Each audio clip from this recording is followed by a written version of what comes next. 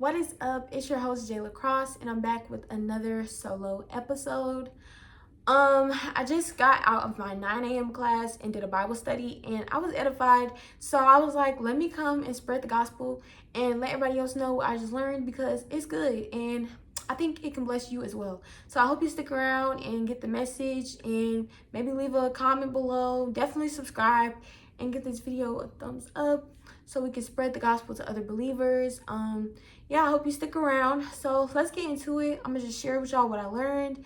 And yeah, so today during my Bible study, I was reading the book of Mark, and I've been really getting into the Gospels just because I had a podcast episode and someone asked, as a new believer, where should they start? And I recommend the Gospels, and I was like, wait, girl, you need to read the Gospels too. And so I finished Matthew, and now I'm reading the book of Mark. We'll get on Matthew another day, but I just read Mark today, and I just got a revelation, so I need to share it, and I need you guys to hear from God the way I did. And so hopefully this message resonates with you or helps you and you learn something new from this. But yeah, so boom. So I decided to finish reading the Gospels today, and so I got back into Mark. I was already reading it, but I was continuing on my read. And so I noticed first this. I'll mention this. It's a small part of everything I have to say because it's mostly focused on like one specific topic, but I just want to point out the spirit of offense part that I've seen in this. So as you guys know, I'm reading the book that I mentioned in my last episode. Go back and watch that if you haven't. But I noticed that it said they were deeply offended and refused to believe in him. So it's like, through me reading that, I was able to see the power of offense. You'll be so offended that you will like allow yourself to submit to a lie. And I was like, wow. Like, if you think about it, in my situations, right? I mentioned before that abandonment is something that I've struggled with. And so I'll like be in a relationship, not like romantic. It can be like romantic, or it can be like a friendship. And I will experience like something that the other person in the friendship or relationship does, and I'll be offended thinking like I'm being rejected or they're abandoning me because of my trauma. And whole time, that's a lie. But because I'm so offended, I've submitted to that lie. Like, for example, I may call, right? And this person doesn't answer. And I'm like, I know they're not doing nothing. And then I'm feeling like, oh, you're purposely ignoring me. I'm offended. When in all actuality, this person may be taking a nap, or they may, actually be doing something, and it takes me like a couple hours later, oh my bad, and they'll like explain, and I was like, wow, all these hours I've been offended when literally they were occupied. Or I don't know, ending a call abruptly or something like that, and I'll be like, oh, he doesn't love me anymore. Like, just being delusional, all because I'm offended. And it's like, wow, the spirit of offense will literally lead you to believe a lie. And as Christians, we're supposed to operate under truth.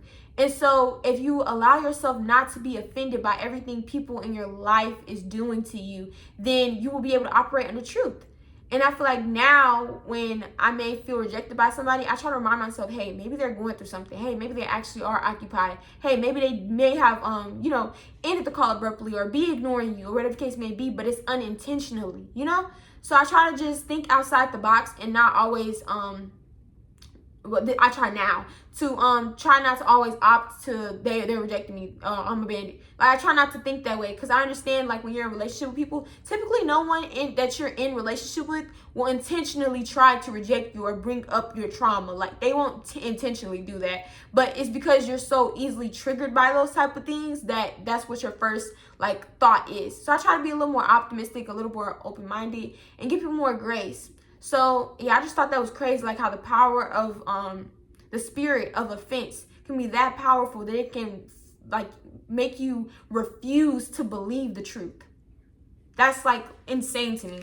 So yeah, that kind of blew my mind, and I was like hoping that by me sharing that, maybe you guys would be edified. But mainly, when I was reading my Bible, I had this question for God, and he answered it.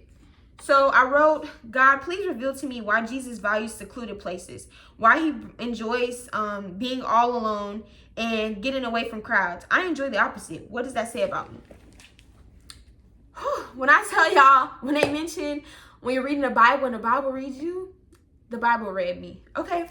So as I was reading, right after I got that question, I started highlighting every place where I noticed that Jesus was say something about being alone, a remote place, or going away, and things of that nature. And this is what I got from it. In order for there to be transformation, you have to transition, right? And so this is where I seen this.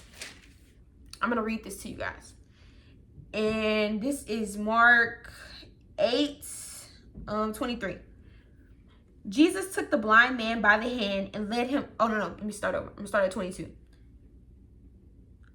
When they arrived at Bethsaida, some people brought a blind man to Jesus, and they begged him to touch the man and heal him. Jesus took the blind man by the hand and led him out of the village. Then, spitting on the man's eyes, he laid his hands on him and asked, "Can you see anything now?" The man looked around. "Yes," he said, "I see people, but I can't see them very clearly. They look like trees walking around." Then Jesus placed his hands on the man's eyes again, and his eyes were open. His sight was completely restored, and he could see everything clearly. Jesus sent him away, saying, "Don't go back into the village on your way home." These two parts, right? Jesus took the blind man by the hand and led him out of the village. Don't go back into the village on your way home. I said, wow. Thank you, Jesus, right? So, an example that we can see, right? Let's say, for example, you're playing in the mud and you want to be clean. Can you be clean by continuing to stay in the mud? Or do you have to get out of the mud, get in the soap and the water in order to be clean, right? And if your goal or your intention is to be clean, can you get back in that mud? No, that would just be counterproductive. So when I thought of that, I was like, wow, in order for us to be transformed, we really need to transition. And then I also thought about what I've been learning in one of my education courses where we were talking about nature versus nurture. And it's like some things are by nature. Yeah, by nature, right? Some things we just inherit from our parents. And then there's some things that are by nurture. Some things that are directly from our environment or whatever, those things influence us, but they're reversible, right? Okay, so I was able to find what it is I'm talking about. It's called epigenetics. So epigenetics refers to how environmental factors influence genes that are expressed. This reverse can be done by a change in environment the same way they occurred based on the initial environment. And so the same way, like being in the dirt, right? It can influence you by making you be dirty. Coming out of the dirt, that transition can be reversed by the transformation can happen by you transitioning into water, being clean, right? And now you're in a new environment. Now you're transformed. The same way you being dirty was caused by your environment, you being in mud, you can be clean by your environment influencing you through the water and the soap. Now you have become clean. So in order for there to be a transformation, you have to transition. In order for you to transform from dirt to clean, you have to transition out of the dirt and into the cleanness, right? And so, yeah, that really blessed me. So as I continue on, right?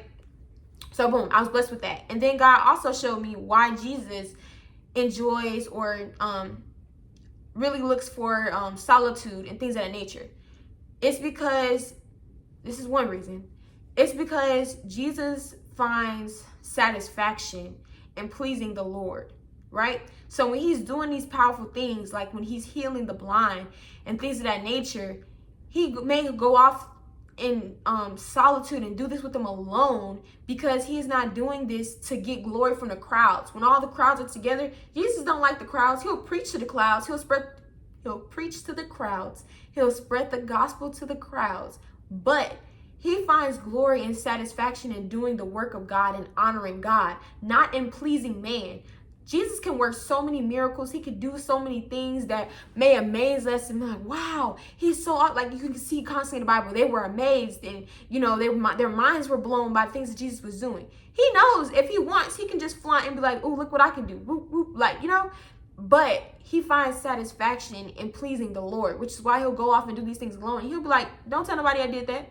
I did that. Don't say nothing, you know, but someone, who may do these things in front of a bunch of people and they'll like only do it in front of people, and they'll only do it to post about it on social media, things of that nature. It's because it's not true. It's not genuine. You're doing that for the attention and the love of other people, not of God, right? You didn't do that in order to please the Lord. You did that so that people could be like, wow, you're so cool, you're so awesome. But Jesus doesn't do anything with the intention to receive glory from man. He wants the Father to be pleased with him. And so when I realized that, I was like, wow. So Jesus does all these powerful and amazing things in private, and he doesn't even care if these people know how awesome and great he really is. What does that say about me, that I would rather be around crowds than be alone? And what I learned from this is that the reason why, unlike Jesus, I prefer to be around a lot of people isn't just because I'm an extrovert. It's because I like the validation from people. I like to feel loved. I like to feel seen. I like to, I don't know. I just like to be around people who make me like feel good about me, you know? And so that showed me like you seek too much favor from the world when you should seek favor through Jesus Christ. You're not here to please man. You're not here to entertain crowds. You're here to please the Lord. So instead of, going out, oh, I want this person to see me, or I want this person to love me, you need to be alone and seek the Lord. That's what I really learned from that. And it was really eye-opening. And I was like, wow, like I didn't even realize. I kind of like knew this, but I don't know, it was just something about reading the text and comparing myself to Jesus that really made me realize like I'm doing it all wrong. Like I'm doing it all wrong. And so I feel like that was a really humbling message, and it was a tough pill to swallow. But yeah, I just realized I have a lot of like pruning that Jesus is trying to do in my life, and I really need to just like submit and allow that to happen. Hey.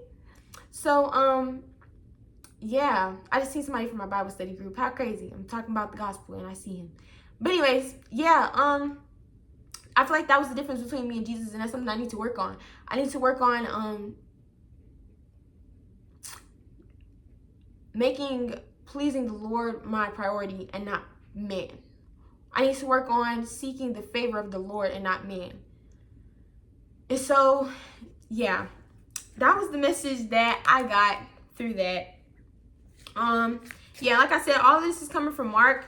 There was a lot of like verses in particular I could have like, pointed out and directed you guys to, but I want you to seek the Lord for yourself. So I highly recommend you reading Mark and just reading the Gospels in general and really putting yourself in the shoes of Jesus, or comparing yourself to Jesus, and trying or making it your goal and intention to be more like him. So I definitely plan to continue to do that. That's a new thing I'm learning. It's just comparing myself to Jesus and seeing where I lack and what I need to do more like him, and why I'm not doing that. I think it's really important to get down to the why, because once you know the why, you know how to like transform it. Well, I like the satisfaction in favor of other people, right? Being pleased with me. And I know now that I need to seek satisfaction in the Lord and favor from the Lord. And so that knowing the why leads me to like, help transform my thinking. But if you just notice, oh, I don't do this, and you just start doing it and you don't know the why behind it, you're not really like cutting off the root of the situation, which is something that you really need to do. So yeah, that was really good. That was a good word. And so yeah, that just really helped me understand why Jesus enjoys being alone. And also another part, actually I'm gonna pull up the Bible verse for this one. And I think this will be the last one. Pull from the Bible. It was further in the beginning. Okay, this is John, I want to say 6, but I don't want to be wrong. It's actually 7. Yep, this is John 6, 31. Then Jesus said, let's go off by ourselves to a quiet place and rest a while. He said this because there were so many people coming and going that Jesus and his apostles didn't even have time to eat. So they left by boat for a quiet place where they could be alone. I think another reason why Jesus values solitude is because all throughout the day there's so many distractions. We have Instagram, we have friends, we have family, maybe a lover, or we have school, or we have work. Like, it's so many things like stimulating us and distracting us that we need time to like replenish our spirit. We need time to just relax and decompress. It was a word in particular that was used. I don't remember the word exactly that was used, but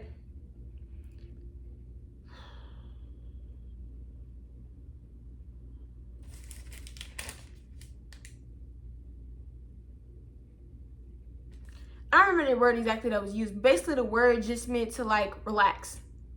That's basically what it meant. And I also think that, and although this wasn't included in what I read, I also think that when we're alone and when it's silence, we get we get more clarity and understanding of life, like when you just be still, right? Because even then we seen like when they were on the boat and they were struggling, like Jesus was on land and he was alone, and so because he was still, like he was allowed like to see what was going on like more clearly. So I feel like when we're alone and we're like, maybe I don't want to say isolated, I'm just gonna say like alone, but like, yeah, when we're by ourselves, it gives us like the opportunity to really like think, to really reflect, to really relax, and to just be still and hear from God. Sometimes it's hard to hear from the Lord when there's so many things stimulating you and distracting you. So that just made me realize there's so much value in that, because when you're constantly like just around people, it's so much going on, so many voices you're hearing, it's so many distractions. It's like, I want to hear from God, you know, like, but it's too much going on, so I need to go off to a quiet place in order to hear from the Lord sometimes. So that was really good. But anyways, that's just what I learned from Mark. I just want to come on here and share with you guys that thing in particular. So yeah, that's all I have for y'all this one. I hope to see you guys on the next one. Thank you for watching. I hope you were edified. I hope you learned through this, and I just hope it blesses you. So thank you for watching, and I'll see you on the next one.